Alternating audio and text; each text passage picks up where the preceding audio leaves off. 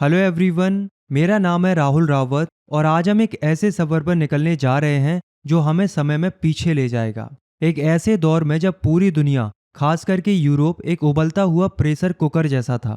सोचिए एक ऐसी सोसाइटी जहां अमीर और गरीब के बीच में गहरी खाई थी, जहां मजदूर दिन के 14-14 घंटे फैक्ट्रीज के काले धुएं में काम करते थे, लेकिन उनकी मेहनत का फल उनकी जेब में नहीं बल्कि फैक्ट्री के मालिकों की तिजोरी में जाता था। जहां किसान सदियों से जमीन पर काम कर रहे थे, लेकिन वो जमीन उनकी नहीं थी। ऐसे में कुछ लोग उठते हैं नए आइडियाज के साथ, एक नई बराबरी वाली सोसाइटी का सपना लेकर। ये कहानी है सोशल चेंज की, ये कहानी है उस सोच की जिसने दुनिया के नक्शे को हमेशा के लिए बदल दिया। तो चलिए पूरे फोकस के साथ शुरू करते हैं क्लास 9 हिस्ट्री के चैप्टर नंबर 2 को, जिसका नाम है socialism in Europe and the Russian revolution. Chapter की शुरुआत होती है 19th सेंचुरी से। ये वो समय था जब यूरोप की सोसाइटी में चेंजेस की लहर उठ रही थी, जहां लोगों के बीच में नए नए आइडियाज पनप रहे थे सोसाइटी में चेंजेस के लिए। इसी दौर को हम कहते हैं the age of social change. देखो क्या हो रहा था, हमने लास्ट चैप्टर में फ्रांस रेवोल्यूशन के बारे में पढ़ा था। अब ये जो फ्रांस रेवोल्यूशन हुआ था, उसका इम्पैक्ट केवल फ्रांस के ऊपर नहीं पड़ा था, बल्कि उसका इम्पैक्ट पूरे के पूरे यूरोप पर पड़ा था। फ्रांस के रेवोल्यूशन को देखकर लोगों को ये लगने लगा था कि जब फ्रांस में लिबर्टी, इक्वालिटी, फर्टिनिटी जैसे आइडियाज को लेकर स्ट्रगल हो सकता है, तो हम क्यों नहीं कर सकते। कहने का मतलब ये है कि फ्रांस रेवोल्यूशन को देखकर यूरोप में भी लिबर्टी, इक्वालिटी, फर्टिनिटी जैसे आइडियाज पॉपुलर होने लगे थे, जिस वजह से लोग अब सोसाइटी में चेंज चाह रहे थे। अब सोचिए एक समय था जब यूरोप में हर तरफ एक ही आवाज थी, राजा के हुक्म की। मतलब राजा जो चाहेगा वही होता था। लेकिन फ्रांस रेवोल्यूशन के बाद लोगों के दिमाग में सवाल उठने लगे थे कि क्या राजा के पास एब्सोल्यूट पावर होना सही है? क्या सब लोगों को बराबर होना चाहिए? क्या समाज में बदलाव आना चाहिए? लोग कॉफी हाउसेस में, लाइब्रेरीज में, डिबेट्स में अक्सर यही बातें करते थे। तो इन्हीं सवालों के बीच में जन्म लेते हैं तीन तरह के लोग। पहले लिबरल्स, दूसरे रेडिकल्स और तीसरे कंजर्वेटिव्स। लिबरल्स वो लोग थे जो पर्सनल फ्रीडम चाहते थे।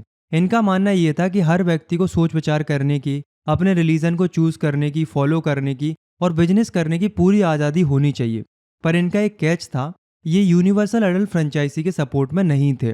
मतलब ये कहते थे कि वोट डालने का अधिकार सिर्फ प्रॉपर्टी ओनर्स को होना चाहिए, यानी कि अमीर लोगों को वोट डालने का अधिकार मिलना चाहिए। बाकी जो गरीब लोग हैं बिना प्रॉपर्टी वाले, उन्हें वोटिंग राइट्स नहीं मिलने चाहिए। साथ में महिलाओं को भी वोटिंग राइट्स नहीं मिलने चाहिए। मतलब लिबरल्स कह रहे थे कि वोट डालने का काम केवल समझदार लोगों का है और उनके हिसाब से समझदारी केवल अमीर लोगों के पास थी। दूसरे थे रेडिकल्स। रेडिकल्स लिबरल से 2 कदम आगे थे।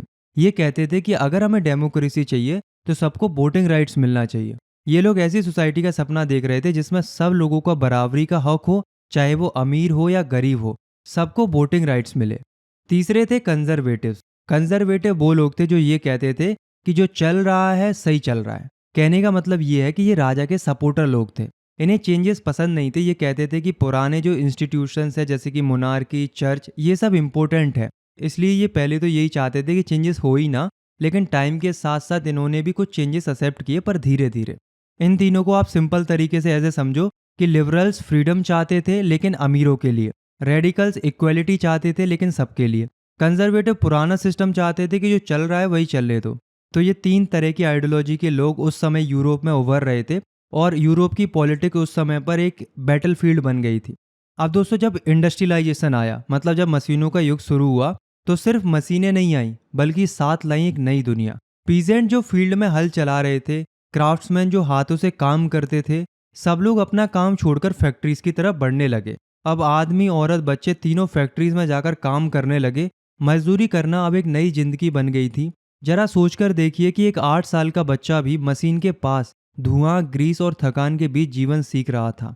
जैसे जैसे मशीन आई, फैक्ट्री सिस्टम डेवलप हुआ, वैसे वैसे इनइक्वालिटी बढ़ती गई।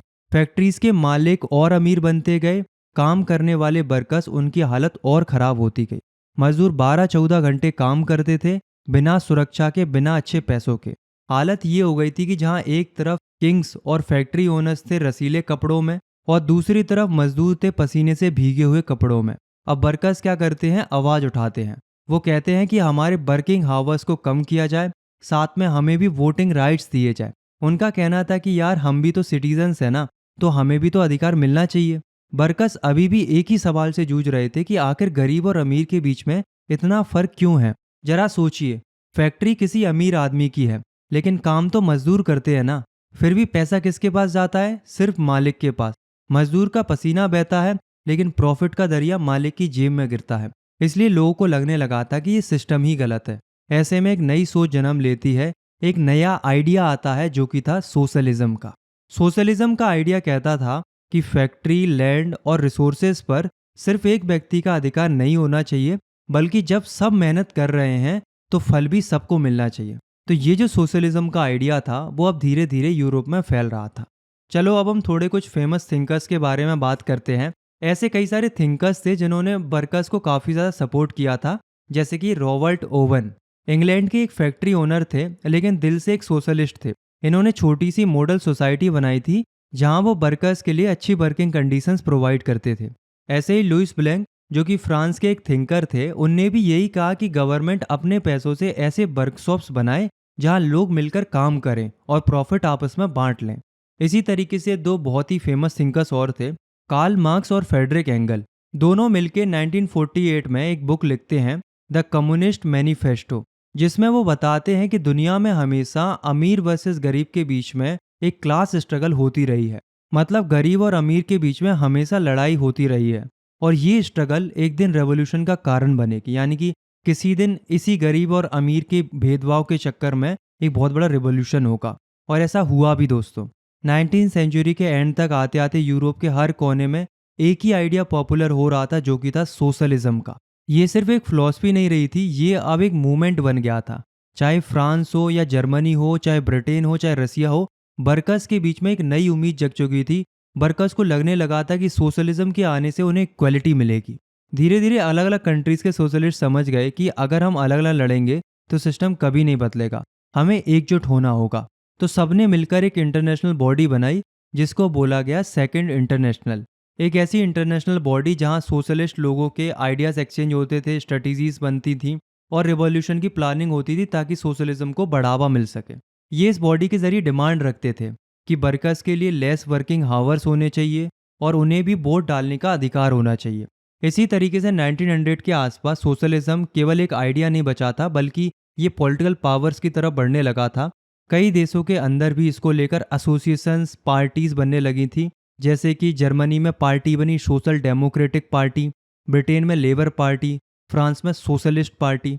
ये वो पल था जब पहली बार सोशलिज्म के आइडिया ने पॉलिटिक्स में कदम रखा था। वर्कर्स कह रहे थे कि हमें सिर्फ नारा नहीं चाहिए, हमें कुर्सी चाहिए, डिसीजन मेकिंग का हक चाहिए। लेकिन हाँ, ये भी सच है कि 1914 तक किसी भी यूरोपियन देश में सोशलिस्ट की सरकार नहीं बनी। लोग सपोर्ट कर रहे थे, रैलीज हो रही थी, आइडियाज फैल रहे थे, लेकिन पावर अभी भी राजाओं के पास थी, इंडस्ट्रियलिस्ट के पास थी और कैपिटलिस्ट लोगों के पास ही थी। सोशलिज्म अभी भी एक सफर था, मंजिल नहीं। लेकिन दोस्तों, एक ऐसी कंट्री थी जहां ये सोच रियलिटी में बदलती है, जिसका नाम है रसिया। रसिया में आगे जाकर राजा को हटाकर वास्तव में एक सोशलिस्ट गवर्नमेंट बनती है। अब ये कैसे बनती है, क्या है पूरी कहानी, आइए जानते हैं। सेकंड टॉपिक है हमारा द रसियन रेवोल्यूशन। अब हम आ गए हैं अपनी कहानी के सबसे क्रूशियल हिस्से पर, रसिया पर। The Russian empire in 1914। Russia एक बहुत बड़ा एम्पायर था और उसमें ऑटोक्रेसी रूल था, यानी कि पूरी पावर एक ही आदमी के पास थी और वो था जार निकोलस सेकंड। ये सिर्फ एक किंग नहीं था, ये एक एब्सोल्यूट मोनार्क था। मतलब राजा ने जो कह दिया वही होना था। कोई पार्लियामेंट नहीं थी, कोई कोर्ट नहीं था और ना ही कोई उसके अगेंस्ट जा सकता था। रसिया के अंदर अलग अलग रिलीजन फॉलो किए जाते थे, लेकिन सबसे ज़्यादा लोग रसियन ऑर्थोडॉक्स क्रिश्चियनिटी को मानते थे। लेकिन इसके अलावा भी कैथोलिक्स, प्रोटेस्टेंट्स, मुस्लिम्स, बुद्धिस्ट, ये रिलीजन्स भी देखने को मिलते थे। लेकिन नोट करने वाली बात यह है कि सबसे ज़्यादा लोग रसियन ऑर्थोडॉक्स क्रिश्चियनिटी को मानते थे। रसिया उस समय एक एग्रीकल्चर इकोनॉमी थी, यानी कि ज़्यादातर लोग किसान थे, यानी कि लगभग 85%। लेकिन उनके पास ज़मीनें नहीं थी। सारी ज़मीनों के मालिक लैंडलॉर्ड्स या नोबल फैमिलीज थे, और जो किसान थे वो तो सिर्फ उनके लिए काम करते थे। अब एक आयरनी देखो कि इतने लोग खेती करते थे, लेकिन फिर भी देश में खाने की कमी थी। लोग भूख और गरीबी से पीड़ित थे। अब हम देखते हैं इंडस्ट्रियलाइजेशन के दौर को। तो 1890s के दौरान रसिया में जब इंडस्ट्रियलाइजेशन शुरू हुआ तो इससे रसिया के ऊपर ज़्यादा फर्क नहीं पड़ा। रसिया अभी भी एग्रीकल्चर इकोनॉमी पर ही टिका हुआ था। इंडस्ट्रियलाइजेशन हो तो रहा था, पर वो बहुत ही स्लो प्रोसेस में हो रहा था। इतने बड़े एम्पायर में केवल 2 ही ऐसे शहर थे जहाँ फैक्ट्रीज एस्टेब्लिश थी। पहला था सेंट पीटर्सबर्ग और दूसरा था मॉस्को। लेकिन दोस्तों क्या लगता है आपको कि इन फैक्ट्रीज के सेटअप होने से सबसे ज़्यादा फायदा किसने उठाया? केवल फैक्ट्री ओनर्स ने। और नुकसान किसका हुआ? केवल वर्कर्स का। वर्कर्स 12-14 घंटे की शिफ्ट्स में काम करते थे और वो भी अनसेफ कंडीशंस में। इन्हें ना ही प्रोटेक्शन मिलता था और ना ही अच्छी वेजेस मिलती थी। और जब वर्कर्स अपने अधिकार की मांग करते थे या आवाज़ उठाते थे तो उन्हें जेल ले जाकर मार अलग से पड़ती थी। कहने का मतलब ये है कि एक तरफ फैक्ट्री वर्कर्स थे और दूसरी तरफ पीजेंट्स थे, और दोनों की हालत खराब थी। पीजेंट्स को टैक्स देना पड़ता था, उनका एक्सप्लॉयटेशन होता था और उनकी आवाज़ को कोई नहीं सुनता था। यानी कि रसिया में वर्कर्स भी परेशान थे और पीजेंट्स भी।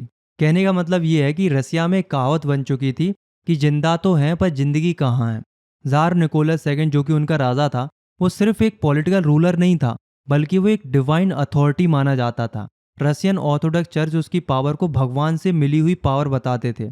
इस वजह से जार के खिलाफ बोलना भगवान के खिलाफ बोलने जैसा समझा जाता था। लेकिन दोस्तों जब लोगों की आवाज़ दबाई गई तो वो चुप नहीं बैठे। चुपचाप आइडियाज़ पनपने लगे, अंडरग्राउंड ग्रुप्स बनने लगे। कुछ लोग कॉन्स्टिट्यूशनल मोनार्की चाहते थे तो कुछ लोग डेमोक्रेसी चाहते थे। कहने का मतलब ये है कि अब लोग किसी भी कीमत पर चेंज चाहते थे। लेकिन स्ट्रगल इतना आसान नहीं था, क्योंकि 1914 से पहले रसिया में आप किसी भी पार्टी के सपोर्टर नहीं बन सकते थे, क्योंकि पार्टीज होना ही उस समय पर इलीगल माना जाता था। अरे पार्टी तो छोड़ो, कोई ग्रुप भी बनाना इलीगल माना जाता था। कहने का मतलब ये था कि जो भी जार के खिलाफ बात करता वो राजद्रोही माना जाता था। लेकिन दोस्तों फिर भी 1898 में कुछ सोचने वाले दिमाग, कुछ आइडियोलॉजी वाले लोगों ने चुपके से एक नई पार्टी बनाई जिसका नाम था Russian social democratic workers party. ये पार्टी मेनली वर्कर्स के स्ट्रगल को सपोर्ट करने के लिए बनाई गई थी। ये लोग कार्ल मार्क्स की आइडियोलॉजी से काफ़ी ज़्यादा इंस्पायर थे। इनका मानना ये था कि रसिया में वर्कर्स की सरकार बन सकती है।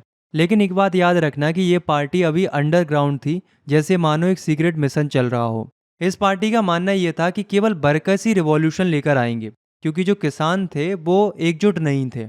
कुछ बड़े जमींदार थे तो कुछ गरीब थे। ऐसे में सब एक जैसा नहीं सोचते थे। पीजेंट्स काफ़ी बिखरे हुए थे। इसलिए ये पार्टी कहती थी कि रिवॉल्यूशन के असली हीरो होंगे वर्कर क्लास। तो ये मेनली वर्कर्स को ही ध्यान में रखकर बनाई गई थी।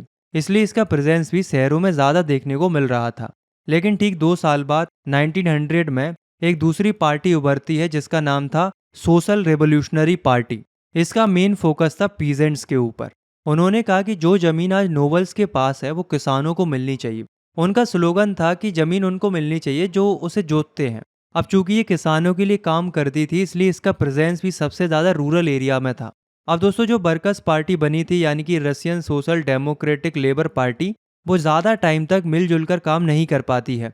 बल्कि ये पार्टी 1903 में 2 हिस्सों में बट जाती है। एक ग्रुप था मेंशेविक्स का और दूसरा ग्रुप था बुल्शेविक्स का। मेंशेविक चाहते थे कि बदलाव ग्रेजुअल हो, डेमोक्रेसी के जरिए हो। मतलब ये थोड़े ठंडे मिजाज के लोग थे। सबको शामिल करो, डेमोक्रेसी के रूल्स को फॉलो करो, जब सब रेडी हो जाए तब रेवोल्यूशन लाना। लेकिन बुल्शेविक कहते थे कि तेजी से रेवोल्यूशन लाओ, ये डिस्कशन वगैरह हम बाद में कर लेंगे। देखो इसे आप ऐसे याद रख सकते हो कि मेंशेविक मन से सोचते थे और बुल्शेविक थोड़े बोल्ड थे, बुल की तरह सोचते थे, यानी कि थोड़े गुस्से रेडिकल टाइप के लोग थे। मेंशेविक को लीड कर रहे थे वो थे जूलियस मार्टव, और बुल्शेविक को जो लीड कर रहे थे वो थे व्लादिमीर लेनिन। ये नाम याद रखना क्योंकि ये इस चैप्टर में मेन कैरेक्टर है और इनका नाम काफ़ी ज़्यादा गूंजने वाला है। अब मेंशेविक चाहते थे कि उनकी पार्टी सबके लिए ओपन हो, कोई भी ज्वाइन करे और हमारे साथ स्ट्रगल का हिस्सा बने। लेकिन बुल्शेविक चाहते थे कि उनकी पार्टी डिसिप्लिन्ड हो, ताकि सीरियस और चुनिंदा लोग ही उनकी पार्टी को ज्वाइन कर पाए। अब आते हैं 1904 में। 1904 एक ऐसा साल था जहाँ रसिया के वर्कर्स की ज़िंदगी और भी ज़्यादा खराब हो गई थी। लोग गुस्से में थे। फूड शॉर्टेजेस, अनएम्प्लॉयमेंट और इनजस्टिस ने लोगों को सड़कों पर ला दिया था। महंगाई लगातार बढ़ रही थी, लेकिन सैलरी कम थी। ऊपर से रसिया जापान से वॉर भी लड़ रहा था। कहने का मतलब ये है कि रसिया की इकोनॉमी हर तरीके से डाउन हो रही थी। तो दोस्तों जैसा कि हमने देखा कि 1904 तक रसिया एक उबलता हुआ प्रेशर कुकर जैसा बन चुका था। गरीबी, भुखमरी और जार का अत्याचार सब कुछ हद पार हो रहा था। और तब होता है एक ऐसा हादसा जो रसिया के इतिहास को हमेशा के लिए बदल देता है। इमेजिन कीजिए 22 जनवरी 1905 की सुबह सेंट पीटर्सबर्ग की सड़कों पर बर्फ जमी हुई है। हजारों की भीड़, जिसमें औरतें, बच्चे, मजदूर शामिल हैं, शांति से जार के विंटर पैलेस की तरफ बढ़ रहे हैं। उनके हाथों में कोई हथियार नहीं है, बल्कि जार की तस्वीरें हैं और एक पेटिशन है, एक अपील है। ये लोग एक प्रीस्ट फादर गैपोन के नेतृत्व में इकट्ठे हुए थे। उनकी मांगे बहुत सिंपल थी कि हमारे काम के घंटे 8 घंटे करो, हमें बेहतर मजदूरी दो और हमें भी वोट देने का अधिकार दो। वो अपने लिटिल फादर यानी कि जार से यानी कि अपने राजा से मदद मांगने आए थे। उन्हें लगता था कि जार उनकी पुकार जरूर सुनेगा। लेकिन दोस्तों, जवाब में उन्हें क्या मिला? मदद नहीं, गोलियां। जार के सिपाहियों ने उस शांत भीड़ पर अंधाधुंध फायरिंग शुरू कर दी। सड़कें खून से लाल हो गई, 100 से ज्यादा लोग मारे गए और 3 से ज्यादा लोग घायल हो गए। रसिया के इतिहास में ये दिन ब्लडी संडे के नाम से जाना जाता है। ये गोलियां सिर्फ उन लोगों के सीने में नहीं लगी थीं, ये गोलियां जार पर लोगों के विश्वास पर लगी थी। जिस राजा को वो भगवान मानते थे, आज उसी ने उन पर गोलियां बरसा दी थी। ब्लडी संडे की खबर जैसे ही पूरे रसिया में फैली, आग लग गई। शहरों में स्ट्राइक्स होने लगी, यूनिवर्सिटीज बंद हो गई, स्टूडेंट ने प्रोटेस्ट करना शुरू कर दिया। लॉयर्स, डॉक्टर्स, इंजीनियर्स सब ने मिलकर यूनियंस ऑफ यूनियंस बना ली और एक कॉन्स्टिट्यूशन की मांग करने लगे। ये था 1905 का रेवोल्यूशन। जार निकोलस सेकेंड अब दबाव में आ गया था। उसको समझ में आ गया था कि अब सिर्फ डंडे से काम नहीं चलेगा। तो उसने एक मास्टर स्ट्रोक प्लान चला। उसने लोगों से कहा कि ठीक है शांत हो जाओ, मैं तुम्हारे लिए एक पार्लियामेंट बनाऊंगा। इसी पार्लियामेंट का नाम था डूमा। लोगों को लगा कि चलो देर से ही सही, लेकिन जार ने हमारी सुन ली। अब हमारे रिप्रेजेंटेटिव्स भी डिसीजन लेंगे। लेकिन जार के दिमाग में तो कुछ और ही चल रहा था।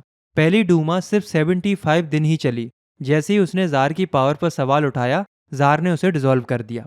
दूसरी डूमा 3 महीने बाद बनी, लेकिन उसे भी भगा दिया। जार को ऐसी डूमा चाहिए थी जो उसकी हाँ में हाँ मिलाए, तो उसने वोटिंग लॉज ही चेंज कर दिए। उसने ऐसा सिस्टम कर दिया कि डूमा में सिर्फ अमीर लैंडलॉर्ड्स और कंजर्वेटिव्स ही चुनकर आए, लिबरल्स और रेडिकल्स को बाहर ही कर दिया जाए। तो कहने का मतलब ये है कि रसिया में पार्लियामेंट तो थी, लेकिन असली पावर अभी भी किसके हाथ में थी? बिल्कुल सही, जार के हाथ में। रेवोल्यूशन शांत तो हो गया था, पर आग अभी भी अंदर ही अंदर सुलग रही थी। अब कहानी में आता है एक और बड़ा twist, the first world war 1914। शुरू में तो पूरा रसिया जार के पीछे खड़ा हो गया कि लोगों को लगा कि चलो हमारा राजा वॉर लड़ रहा है तो चलो राजा को सपोर्ट करते हैं। लोगों में देशभक्ति की लहर दौड़ गई। लेकिन ये जोश बहुत ही जल्दी ठंडा पड़ गया, क्योंकि ये वॉर रसिया के लिए एक भयानक सपना साबित हुआ। एक बार सोच के देखिए कि रसियन सोल्जर्स जिनके पास ना ही ढंग के हथियार हैं, ना ही पूरे कपड़े हैं। एक तरफ जर्मन और ऑस्ट्रियन आर्मी है जो मशीन गन से लैस है, और दूसरी तरफ रसियन आर्मी है जो बस अपनी हिम्मत के सहारे लड़ रही है। रसिया ये जंग बुरी तरीके से हार रहा था। 1917 तक आते आते 7 मिलियन यानी कि 70 लाख से ज्यादा रसियन लोग या तो मारे जा चुके थे या घायल हो चुके थे। जब रसियन आर्मी पीछे हटती थी तो वो दुश्मन के लिए कुछ नहीं छोड़ना चाहती थी, इसलिए वो अपने ही देश की फसलें और इमारतों को तबाह कर देती थी। इससे रसिया के अंदर 3 मिलियन से ज्यादा लोग रिफ्यूजी बन गए थे। देश के अंदर हालात और भी खराब थे। ज्यादातर स्किल्ड वर्कर्स को जंग में भेज दिया गया था, जिससे फैक्ट्रीज में प्रोडक्शन ठप पड़ गया था। रेलवे लाइंस टूट गई थी। फूड ग्रेन्स की सारी सप्लाई आर्मी के लिए जा रही थी। शहरों में रोटी के लिए दंगे हो रहे थे। लोगों को लगता था कि लोग रसिया को बर्बाद कर रहे हैं। लोगों का गुस्सा अब सिर्फ जार पर नहीं था, बल्कि उसकी जर्मन ओरिजिन वाइफ जेरिना अलेक्जेंड्रा के ऊपर भी था, और उसके सलाहकार एक फेस सन्यासी रासपुतिन पर भी फूट रहा था। लोगों को लगता था कि ये तीनों ही रसिया को बर्बाद करने पर तुले हुए हैं। तो दोस्तों, कंडीशन क्या थी कि सिपाही जंग में मर रहे हैं, किसान की जमीनें छिन गई हैं, मजदूर भूख से मर रहे हैं, और राजा आराम से अपने महल में बैठा हुआ है। प्रेशर कुकर की सीटी अब बजने ही वाली थी। रसिया एक और रेवोल्यूशन के दरवाजे पर खड़ा था, जो कि था फेब्रुअरी रेवोल्यूशन। तो अब ये फेब्रुअरी रेवोल्यूशन कैसे होता है, चलो अब ये जानते हैं। The February revolution 1970। अब हम आ गए कहानी के उस मोड़ पर जहां सब कुछ बदल जाता है। जगह है पेट्रोग्रेड, हाँ वही सेंट पीटर्सबर्ग जिसका नाम वर्ल्ड वॉर फर्स्ट के दौरान बदल दिया गया था। और महीना है फरवरी का। सर्दी का मौसम है। शहर में फूड शॉर्टेजेस अपनी चरम सीमा पर है। 22 फरवरी को एक फैक्ट्री में ताला लग जाता है। अब आप सोच के देखो कि अगर फैक्ट्री में ताला लग गया तो बेचारे मजदूरों के पास काम नहीं होगा। अब काम नहीं होगा तो वो क्या करेंगे? हड़ताल करेंगे। तो वो हड़ताल करने लगते हैं। अगले दिन इस फैक्ट्री के वर्कर्स के सपोर्ट में 50 और फैक्ट्रीज के मजदूर भी इस हड़ताल में शामिल हो जाते हैं, और इस बार इस मूवमेंट को लीड करती हैं औरतें। 23 फरवरी का दिन था, यानी कि इंटरनेशनल वुमेन्स डे था। हजारों औरतें सड़कों पर उतर आती हैं। उनके हाथों में बैनर थे जिन पर लिखा हुआ था, हमें रोटी दो। ये सिर्फ रोटी की लड़ाई नहीं थी, ये लड़ाई थी बेहतर मजदूरी की, बेहतर शासन की। धीरे धीरे ये प्रोटेस्ट पूरे शहर में फैल गया। तो ये सब देखकर सरकार ने कर्फ्यू लगा दिया। लेकिन लोग फिर भी नहीं माने। 25 फरवरी को ज़ार ने पुलिस को और सेना को ऑर्डर दिया कि जाओ प्रोटेस्टर्स पर गोलियां चलाओ। कुछ रेजिमेंट्स ने ऑर्डर माना, लेकिन ज़्यादातर सिपाहियों ने साफ मना कर दिया। उन्होंने कहा कि ये हमारे ही भाई बहन हैं, हम इन पर गोलियां नहीं चलाएंगे। और फिर वो हुआ जिसका ज़ार को सबसे ज़्यादा डर था। सिपाही भी बरकस के साथ मिल गए और उन्होंने अपने ही ऑफिसर्स को गोली मार दी और रिवॉल्यूशन को ज्वाइन कर लिया। जिस सेना के दम पर ज़ार राज कर रहा था, आज वही सेना उसके खिलाफ खड़ी थी। शाम तक सिपाहियों और वर्कर्स ने मिलकर एक सोवियत बनाई, या हम काउंसिल भी कह सकते हैं, जो कि थी पेट्रोग्रेड सोवियत। ज़ार को समझ में आ गया था कि अब सब खेल खत्म हो चुका है, और उसके जो मिलिट्री कमांडर्स थे उन्होंने सलाह दी कि भैया गद्दी छोड़ दीजिए महाराज। और 2 मार्च को ज़ार निकोलस सेकंड ने गद्दी छोड़ दी। रसिया से 300 साल पुराना रेमेनोव का शासन खत्म हो गया। एक बिना लीडर के बना हुआ ग्रुप, बिना किसी प्लानिंग के, जनता के गुस्सा से पैदा हुआ ये रिवॉल्यूशन कामयाब हो गया। इसी को हम कहते हैं द फेब्रुअरी रेवोल्यूशन। अब देखो आगे क्या होता है। ज़ार तो चला गया, लेकिन अब सबसे बड़ा सवाल ये था कि अब देश कौन चलाएगा। यहाँ कहानी में एक नया ट्विस्ट आता है। रसिया में एक नहीं बल्कि दो पावर सेंटर्स बन जाते हैं। पहली थी द प्रोविजनल गवर्नमेंट। इसे डूमा के लीडर्स, लैंडलॉर्ड्स और इंडस्ट्रियलिस्ट ने मिलकर बनाया था। ये एक ऑफिशियल सरकार थी जो चाहती थी कि रसिया में एक ऐसी डेमोक्रेसी आए कि जहां प्रॉपर्टी ओइंग क्लास यानी कि रईस लोगों का बोलबाला हो। और दूसरी थी पेट्रोग्रेड सोवियत, जो कि हाल ही में बनी थी। वर्कर्स और सोल्जर्स ने जिसे मिलकर बनाया था। तो फिलहाल असली पावर इनके पास ही थी, क्योंकि सेना और मजदूर इनकी सुनते थे। और ये लोग रेडिकल चेंजेस चाहते थे, यानी कि जल्दी से बदलाव चाहते थे। सोचिए, एक ही देश में दो सरकारें बन चुकी थी। एक के पास ऑफिशियल टाइटल था, लेकिन दूसरे के पास पब्लिक का सपोर्ट था। दोनों के बीच में लगातार खींचातानी चलती रहती थी।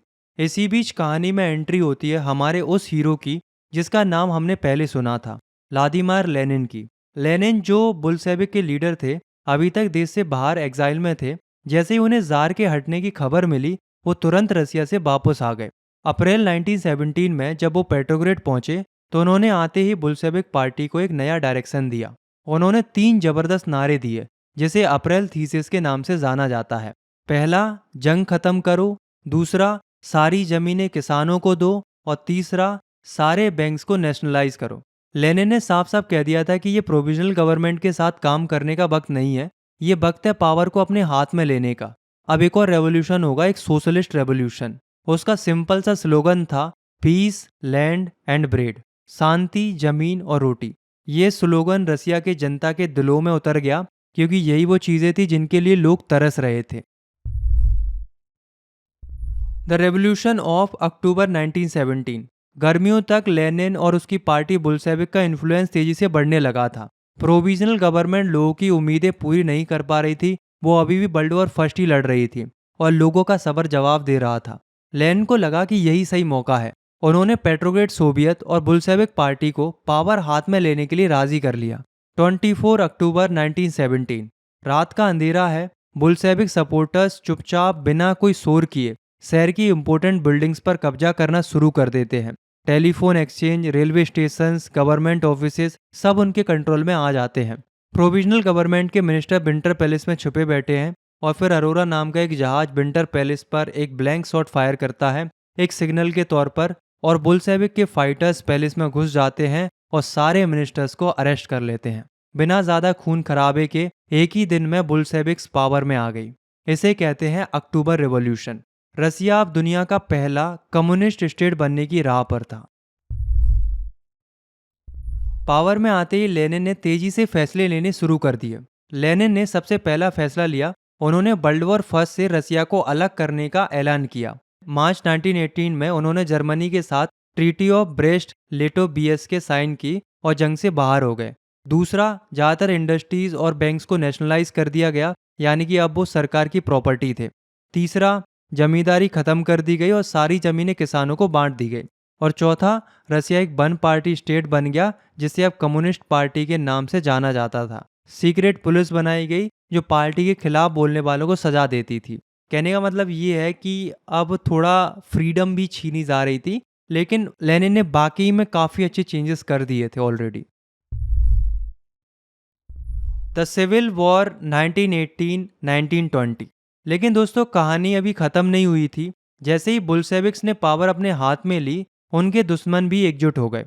एक तरफ थे रेड्स जिन्हें हम बुल्शेविक्स कहते हैं, और दूसरे तरफ थे व्हाइट्स जिन्हें एंटी बुल्शेविक्स कह सकते हैं, जो सोशलिस्ट के खिलाफ थे और लिबरल्स के खिलाफ थे। और तीसरे थे ग्रीन्स, जो सोशलिस्ट रेवोल्यूशनरी थे, जो पीजेंट्स के लिए लड़ रहे थे।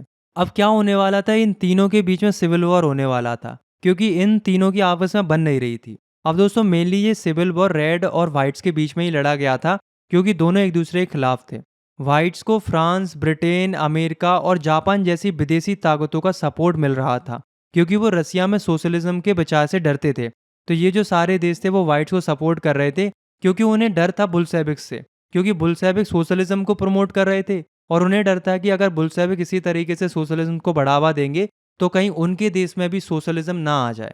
इसलिए वो व्हाइट्स को सपोर्ट कर रहे थे ताकि वो बुल्शेविक्स को हरा दे।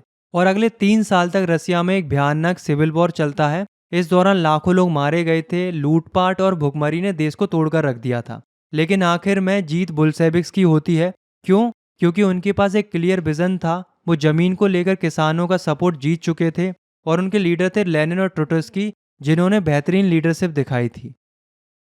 1922 तक आते आते ज़्यादातर पुराना रशियन एम्पायर पूरा का पूरा बुल्शेविक्स के कंट्रोल में आ गया था, और उन्होंने इसे नया नाम दिया USSR, union of Soviet socialist republics.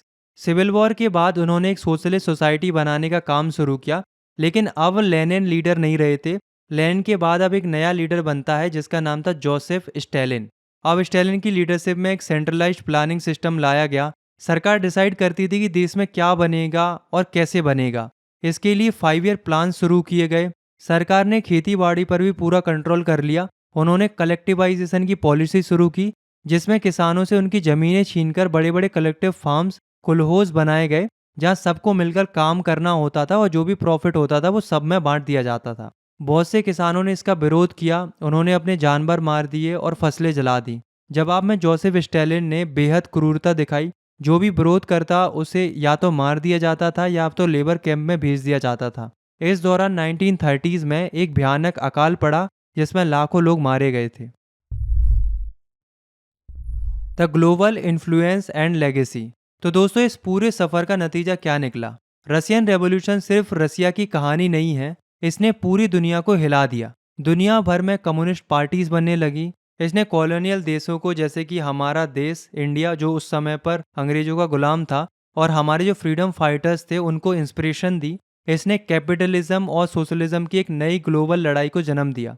लेकिन इसका एक दूसरा पहलू भी था। भले ही यूएसएसआर ने पिछड़े हुए रसिया को एक ग्लोबल सुपर पावर बना दिया था, गरीबों को रोटी दी थी, एजुकेशन दी थी, लेकिन ये सब एक भारी कीमत पर हुआ था।